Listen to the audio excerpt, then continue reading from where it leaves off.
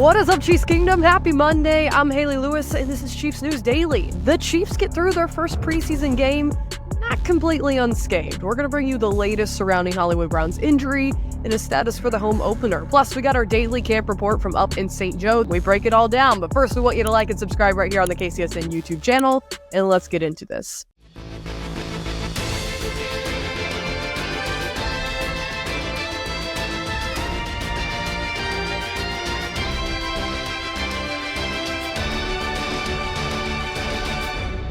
Well, the Chiefs' first preseason game has come and gone. Kansas City went on the road to face the Jacksonville Jaguars. They fell 26-13, but we have some positives off the top. Jack Cochran sacked Trevor Lawrence in the first. Carson Steele scored, and Patrick Mahomes only played one drive. He completed 3 of 4 passes for a total of 27 passing yards, 0 touchdowns, and 0 interceptions. QB1's lone drive stalled out after an incomplete pass to Rashee Rice.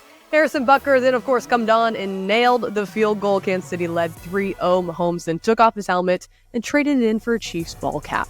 They will have 2 more home preseason contests before kicking off the regular season on September 5th. So here are a few key takeaways according to USA Today. So the new kickoff rule, it's probably going to be a little bit of a challenge. They said, quote, the Jaguars broke off 2 long kickoff returns in the first half of Saturday's 26-13 preseason victory over the Chiefs at Everbank Stadium, a 73-yarder by Parker Washington in the first quarter to set up the Jags' first touchdown, and a 45-yarder by Tank Bigsby near the end of the second quarter that came off a free kick by the Chiefs after McCole Hardman botched a return that eventually was ruled a safety. Now, the Jaguars' kickoff bounced into the end zone, then bounced out of the end zone and onto the Kansas City 1.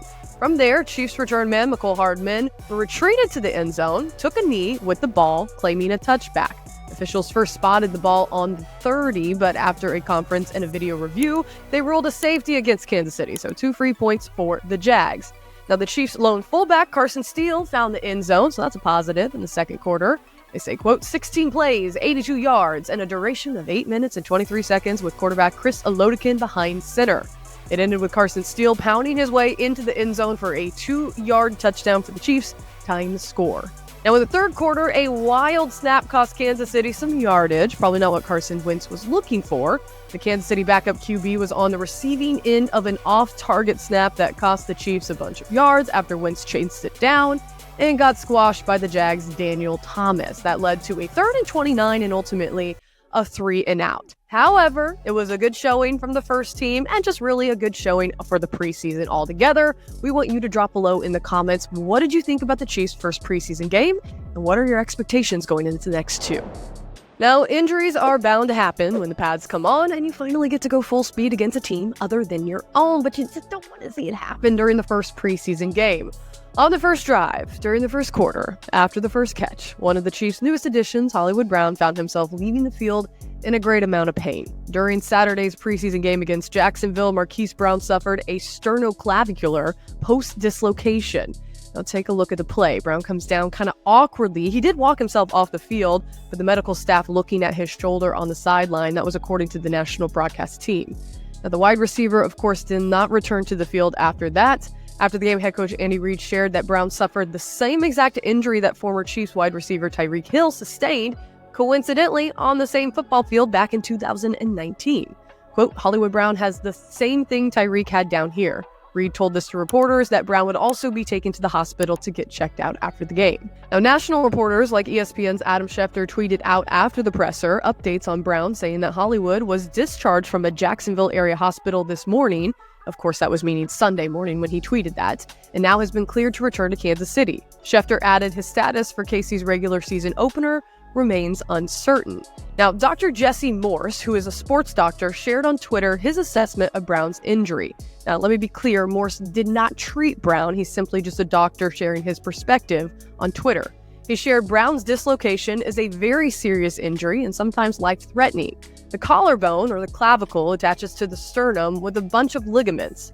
The collarbone can pop out and dislocate to the front of the sternum, which would be an anterior dislocation, or pop behind the sternum and be a posterior dislocation. Now, posterior dislocations are by far the most concerning. because there are very important blood vessels that feed directly into the heart that run in that space. Now, sometimes the dislocation of the clavicle can actually compress or even lacerate these blood vessels, potentially leading to immediate death. Brown was sent to a nearby hospital last night to get evaluated, likely underwent multiple imaging studies, including a CAT scan to determine exactly which bones and ligaments were injured and if there are any life-threatening injuries. They needed to make sure he didn't lacerate any of the important blood vessels behind the sternum. Since he was released this morning, that means he didn't require surgery. It doesn't specify if he suffered an anterior or posterior dislocation, but I expect him to return in about 4 to 6 weeks. Again, this is from the doctor's perspective. He tweeted this out after the game on Saturday. Well, the doctor might know a thing or two because Coach Reid confirmed his assumptions today on Monday after practice. Reid said Brown did not require surgery and will not. Is it reasonable to think he could play against Baltimore? Yeah, we'll see. We'll see. We'll see how that goes. Now, we will continue to update you on Hollywood's availability. The Chiefs' first regular season game kicks off the NFL season, and that's on September 5th against one of Hollywood's former teams, the Baltimore Ravens. That is 3 weeks and 3 days away. Now, Tyreek Hill's injury occurred in Week 1, and after that he missed 4 games, coming back to play during Week 6 of the season. It's plausible that Brown could recover in enough time, but it is definitely cutting it close.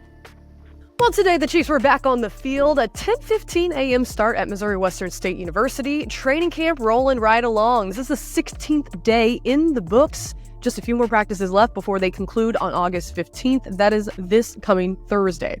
Up in St. Joe, a few positive notes, though, on the injury front. Safety Justin Reid came off of the non-football injury list, and he participated in practice today after passing his physical. Reid has been dealing with a quad injury, and he was placed on the NFI before camp started.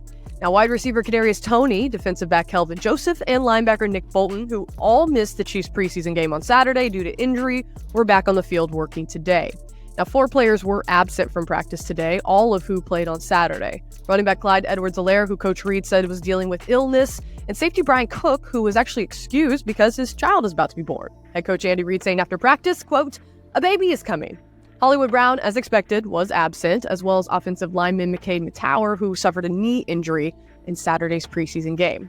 Now, 3 players who did not play in Jacksonville, defensive tackle Chris Jones, offensive lineman Wanye Morris, and wide receiver Jaron Hayek, were all in attendance but not participating on the field today. Alrighty, folks, let's get to those post-practice pressers from training camp today. Head coach Andy Reid, along with some rookies, Xavier Worthy, Carson Steele, and Jaden Hicks, all spoke at the podium today following Monday's practice. We're going to kick it off by bringing you head coach Andy Reid. Yeah, I thought he did a nice job in there. His feet, his sets were good. He was aggressive. I thought for the short time that he was in, he did a nice job. It was a good start for him. So we'll, he's got to obviously build on it the more time he gets and so on. But I thought it was a very productive start. So the positive there, Adam, is that he's going to be back. But without him in there, his experience and that in the league, but we've also got other guys that can step in and play. We'll be okay there. It's just we're pulling for him to get back, obviously. Yeah, well, you saw what he was as a running back, and then he's learning the fullback spot as needed. We used Noah there last year, who can still do that, but he's got to be a good special teams player. If he's going to make the team, he's got to be a good special teams player, and he's got to be able to carry the football and stay aggressive like he's doing right now.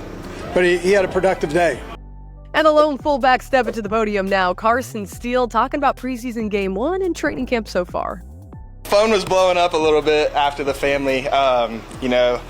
Just after that game, everybody was so excited for me to be able to go out there. Like I was saying, first game, kind of have some success coming into it, and so they were all super excited for me. Honestly, that was kind of my main goal coming into camp. There's a little bit of talks here and there, and my main goal was trying to be like a Swiss Army knife, try to do it all type of deal, and wherever they need to put me in is where I can get in. And so, like they were saying, implementing the fullback in there as well, being able to block, especially catch out of the backfield too, not only just being able to run. All right, folks, that wraps it up for another episode of Chiefs News Daily. As always, like and subscribe right here on the KCSN YouTube channel. Have a great rest of your Monday, and we will be back here Tuesday night at 7 p.m. See you then.